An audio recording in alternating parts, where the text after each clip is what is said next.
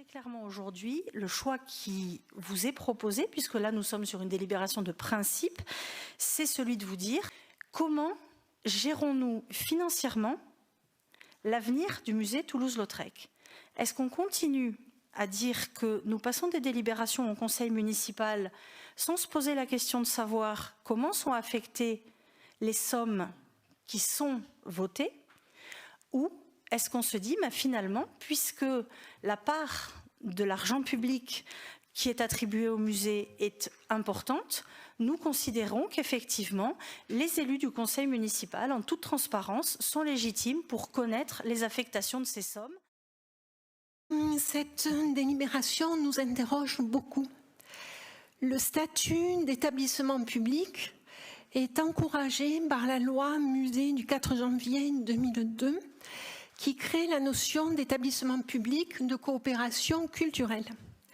Ce statut est recherché par les musées pour le rayonnement national et international qu'il procure, je cite, le musée Soulages de Rodez qu'il a obtenu.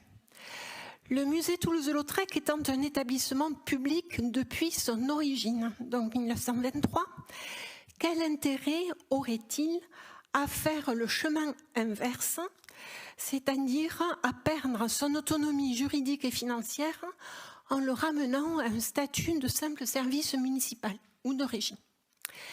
D'autre part, il me semble que se pose la question du droit moral qui défend l'utilisation respectueuse du nom et de l'œuvre de Toulouse-Lautrec.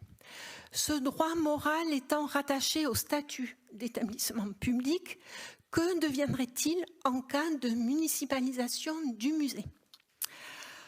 Enfin, une interrogation plus personnelle. La comtesse Adèle de Toulouse-Lautrec a soutenu son fils de façon indéfectible. De l'accident enfant qui le laisse diminuer à sa vie d'artiste si contraire à leur milieu social jusqu'à sa mort prématurée. Elle l'a soutenu au-delà de la mort, malgré les refus des musées nationaux d'accueillir sa donation. Elle aura mis 20 ans pour que l'œuvre de son fils soit collectée auprès des différents héritiers, puis protégée dans un musée et par ce statut juridique d'établissement public qu'elle a souhaité.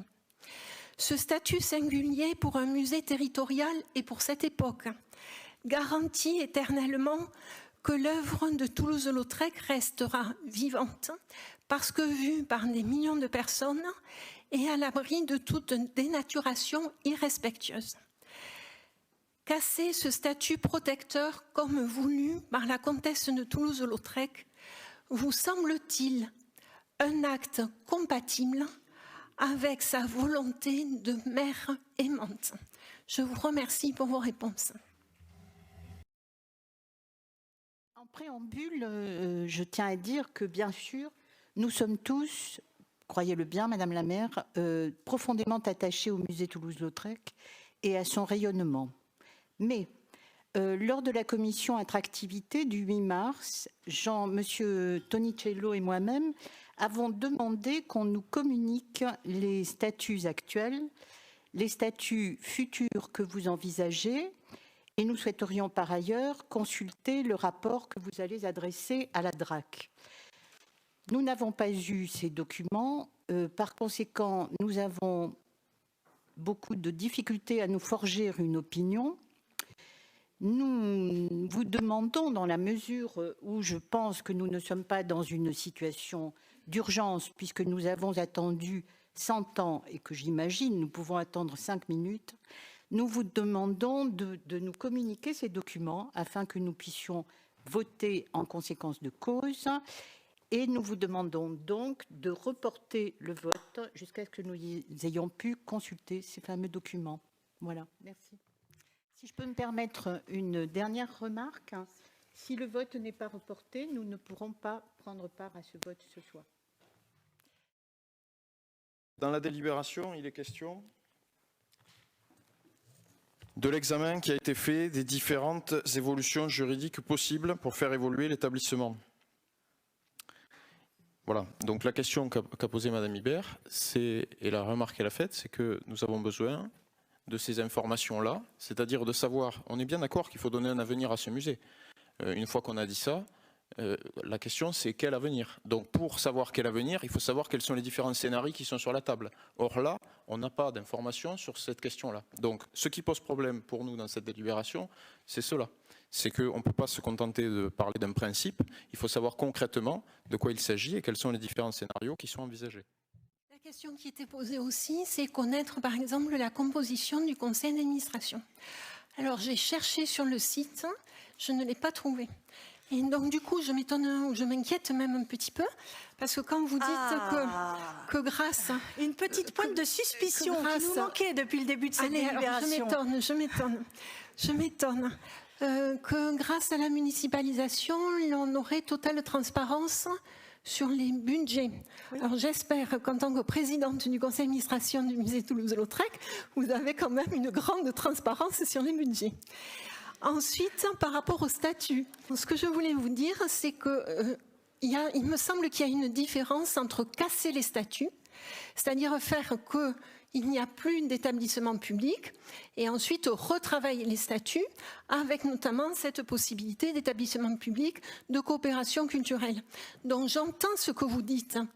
J'entends ce que vous dites par rapport au département, par rapport à la région.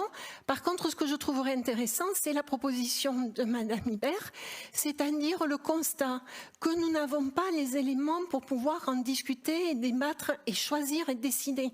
Et simplement repousser cette délibération à un conseil municipal ultérieur. Donc ça me semble quelque chose, une proposition qui pourrait permettre à tout le monde de travailler sereinement sur la question. Je voulais juste quand même vous répondre sur le conseil d'administration, parce que je suis désolée pour vous que vous ne connaissiez pas effectivement la composition de ce conseil. Il y a des élus de la ville, il y a un élu du département, il y a tous les anciens maires de la ville qui sont de droit membres du conseil d'administration. Il y a des personnalités vivant dans le département nommées par monsieur le préfet, ou madame la préfète en l'occurrence, mais dans les statuts, il n'y a que le préfet qui a le droit de nommer, puisqu'en 1923, il ne devait pas y avoir de préfète.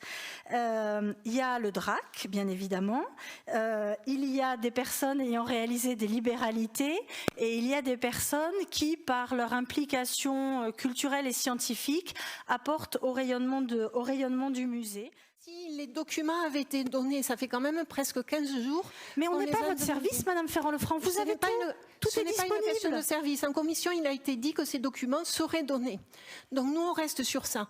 Donc ces documents n'ont pas été donnés. Ce qu'on dit tout simplement, et c'est une question de démocratie, c'est qu'en tant qu'élus, nous ne pouvons pas avoir notre rôle légitime. Ça vous semble pas normal? Ne vous énervez pas, Madame Ferrand-Lefranc. Ne vous énervez pas. Je m'énerve pas. Vraiment, ça n'en vaut pas la peine. Ça ne vous semble pas important que les élus d'opposition puissent avoir les documents qui leur permettent de travailler?